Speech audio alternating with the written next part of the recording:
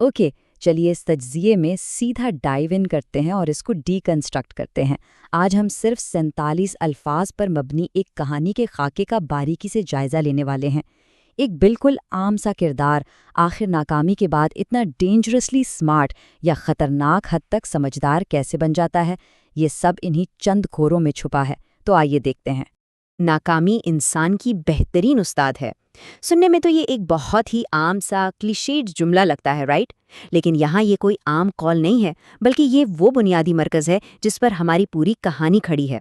یہ ایک اکیلا جملہ اس پورے سفر کی بنیاد سیٹ کر دیتا ہے جس سے کردار کو آگے گزرنا ہے۔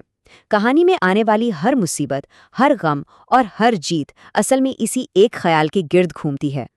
تو یہاں ایک بڑا سوال پیدا ہوتا ہے، کیا ہوتا ہے جب یہ سبق انتہائی سخت اور تکلیف دہ طریقے سے سیکھا جائے؟ The hard way. زندگی میں بعض اوقات سیکھنے کا عمل آسان نہیں ہوتا، اور جب سبق کتابوں کے بجائے زندگی کے تلخ تجربات سے ملیں تو بلیو می قیمت بہت بڑی چکانی پڑتی ہے۔ یہی وہ برج ہے جہاں سے کردار کی اصلی آزمائش شروع ہوتی ہے۔ آئیے آگے بڑھتے ہیں اور دیکھتے ہیں کہ یہ سفر کیسے بلڈ ہوتا ہے۔ یہ پورا پروسیس 4 واضح سٹیپس میں طے ہوتا ہے۔ پہلا، ناکامی کا سامنا کرنا۔ دوسرا، اپنی غلطیوں کا تجزیہ کرنا۔ تیسرا اور آنیسٹلی جو سب سے مشکل قدم ہے، اپنی ایگو کو ڈراپ کرنا۔ اور چوتھا، خود کو نئے سرے سے ری بلڈ کرنا۔ یہ آسان لفظوں میں دکھاتا ہے کہ مکمل تباہی سے نکل کر ایک الٹیمیٹ ریزیلینس تک کا راستہ آخر طے کیسے کیا جاتا ہے۔ سیکشن 1، دی کیٹلسٹ، ایک عوامی زوال یا پبلک فال۔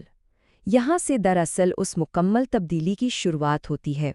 ذرا ان مخصوص الفاظ پر غور کیجیے، پبلک اور ہیوملیٹنگ، یعنی عام لوگوں کے سامنے اور انتہائی ذلت آمیز۔ یہ الفاظ لٹرلی بہت سوچ سمجھ کر چنے گئے ہیں۔ سوچئے، اگر ناکامی صرف ذاتی یا پرائیویٹ ہوتی تو اس کی چوٹ اتنی گہری نہ ہوتی، اسے چھپانا آسان ہوتا۔ لیکن جب یہ سب کے سامنے ہو اور اس میں رسوائی شامل ہو تو جذباتی دباؤ کئی گنا بڑھ جاتا ہے۔ اب پیچھے ہٹنے کا کوئی راستہ نہیں رہا، کردار کو اس شرمندگی کو فیس کرنا ہی پڑے گا۔ سیکشن 2، دی روٹ کاز، اس زوال کی اصل وجہ کیا تھی؟ آئیے اس خامی کا تھوڑا ڈیپلی تجزیہ کرتے ہیں۔ اور یہ پوائنٹ بریلینٹلی السٹریٹ کرتا ہے 2 الگ پہلوؤں کو۔ ایک طرف ہے اوور کانفیڈنس، یعنی خود سے زیادہ اعتماد، اور دوسری طرف ہے لیک آف پریپریشن، یعنی تیاری کی کمی۔ یہ 2 بالکل الگ قسم کی خامیاں ہیں۔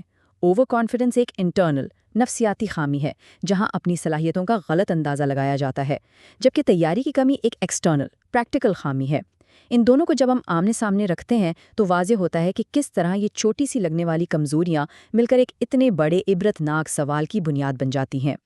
سیکشن 3، دی ٹرننگ پوائنٹ، وہ نیا موڑ جہاں سے اندرونی تبدیلی یا انٹرنل شفٹ کا آغاز ہوتا ہے۔ غلطیوں کا جائزہ لینا اور اپنی انا کو ختم کرنا، یہ دونوں ہی ایکشنز ہیلنگ پروسیس کے لیے ایبسلیوٹلی کروشل ہیں۔ پہلے مرحلے میں کردار کو اپنے جذبات ایک طرف رکھ کر بالکل پوائنٹ بلینک دیکھنا ہوتا ہے کہ کہاں غلطی ہوئی، کیوں ہوئی اور اسے کیسے روکا جا سکتا تھا۔ اور اس کے بعد آتا ہے دوسرا قدم، جو پریکٹیکلی سب سے مشکل ہے، اپنی ایگو کو چھوڑنا۔ جب تک یہ ایلوژن نہیں ٹوٹتا کہ مجھے سب معلوم ہے، تب تک نئے سرے سے سیکھنے کا عمل شروع ہو ہی نہیں سکتا۔ تو سب سے کروشل پوائنٹ یہاں یہ ہے، ڈراپ دیئر ایگو، اپنی انا کو ترک کرنا۔ اس ایک آئسولیٹڈ فریز کو اتنی بڑی اہمیت اسی لیے دی گئی ہے کیونکہ یہ اس پوری نیریٹو آرک کی مین چابی ہے، ایک لنچ پن ہے۔ یہ کوئی عام سا سٹیپ نہیں ہے، بلکہ ایک ایسی قربانی ہے جو ناگزیر ہے۔ اگر ایگو ختم نہیں ہوتی تو نہ تیاری مکمل ہو سکتی ہے اور نہ ہی پچھلی غلطیوں سے سبق حاصل کیا جا سکتا ہے۔ یہ پرانی شخصیت کا وہ حصہ ہے جسے ہر حال میں توڑنا پڑے گا تاکہ وہاں ایک نئی اور بہتر عمارت کھڑی کی جا سکے۔ سیکشن 4، دی ٹرانسفارمیشن، مکمل تبدیلی اور ایک نئے ڈینجرسلی سمارٹ وجود کی تعمیر۔ اب یہاں اس پوائنٹ پر جو سب سے انٹرسٹنگ چیز ہے وہ ہے اس ڈینجرسلی سمارٹ کی ڈیفینیشن ہے۔ یہ کوئی ایسی خاصیت نہیں جو کردار میں پہلے سے موجود تھی، نہیں، یہ فارمیڈیبل سٹیٹ صرف اور صرف ایک میتھمیٹیکل ریزلٹ ہے، عام لوگوں کے سامنے ذلت اٹھانے، غلطیوں کا باریک بینی سے تجزیہ کرنے، اپنی انا کو مارنے اور پھر نئے سرے سے ری بلڈ کرنے کا۔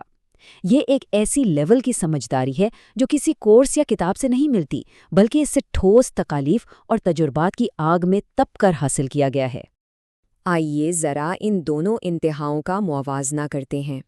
سفر کے آغاز میں تھی ایک پبلک اینڈ ہیوملیٹنگ ڈیفیٹ، جہاں بے بسی تھی، ٹھہراؤ تھا، ذلت تھی۔ اور سفر کے اینڈ پر کیا ہے؟ ایک ریزیلینٹ انڈیویجول، ایک لچکدار، مضبوط شخصیت۔ جسٹ تھنک اباؤٹ اٹ، صرف چند جملوں کے اس خاکے میں ذہنی اور جذباتی ایوولوشن کا کتنا بڑا سفر طے ہو گیا۔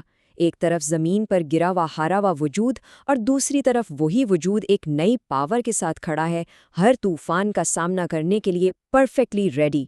یہ اس بات کا بریلینٹ پروف ہے کہ انسان کے اندر تبدیلی آنے کے کتنے وسیع امکانات موجود ہوتے ہیں۔ اس پورے سفر کو سمجھنے کے بعد میں آپ کے سامنے یہ آخری بڑا سوال رکھنا چاہتا ہوں۔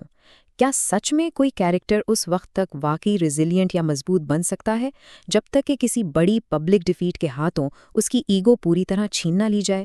یہ سوال ریڈیمپشن آرکس کی ٹرو سائیکالوجی کو چیلنج کرتا ہے۔ کیا واقعی سچی کامیابی اور سمجھداری ہمیشہ تباہی کے اثار سے ہی نکل کر آتی ہے؟ خیر، اس دلچسپ اور گہرے خیال کے ساتھ ہمارا آج کا یہ تجزیہ یہیں ختم ہوتا ہے۔ امید ہے اس ڈیپ ڈائیو نے نیریٹو سٹرکچر کے بارے میں آپ کی سوچ کو ایک نیا اینگل ضرور دیا ہوگا۔